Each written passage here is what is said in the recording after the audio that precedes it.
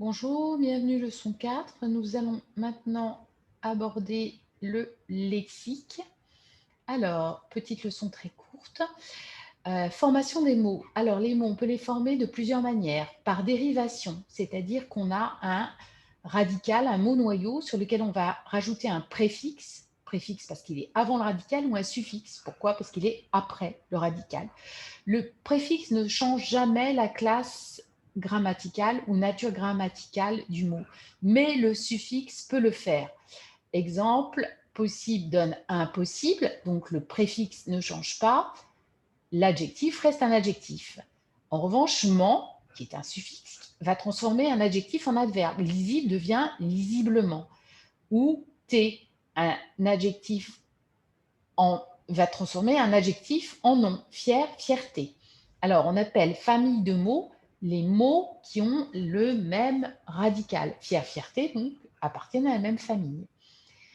Par dérivation, donc, on ajoute un mot devant ou derrière, préfixe, suffixe. Ou par composition. Cette fois-ci, on assemble deux mots qui vont être collés, ou bien on réunit par un trait d'union, par une préposition.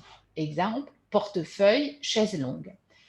On parle de composition savante quand le mot est constitué à partir d'éléments grecs ou latins. Par exemple, biologie. Bio, la vie, logos, le discours. Biologie. Et c'est en un seul mot. Composition savante. Également par emprunt. Exemple, week-end. Emprunt à une langue étrangère. Vous l'avez compris. Par troncation. Qu'est-ce que ça veut dire? Ça veut dire qu'on coupe le mot. Exemple, le prof, c'est le professeur.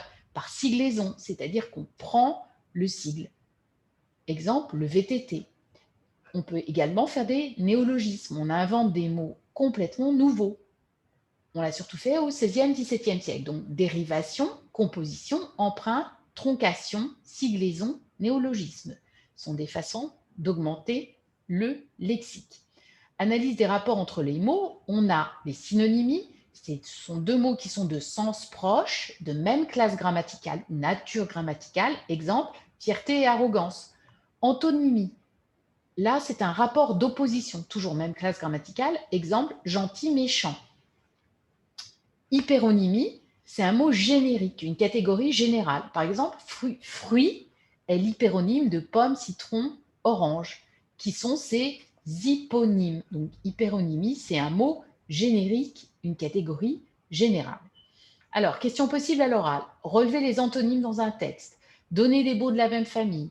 Expliquer la formation de mots qui peuvent appartenir à la même famille, avoir un même radical. Par exemple, en stylistique, on va parler de polyptote. C'est la répétition d'un mot de même racine. Par exemple, un verbe sous différentes formes.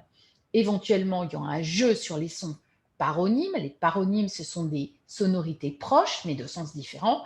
En stylistique, on parlera de paranomase. Exemple, qui se ressemblent s'assemblent. Les deux mots se ressemblent. Qui vole un bœuf vole un œuf. Vous avez compris le principe. Je vous dis au revoir et à bientôt.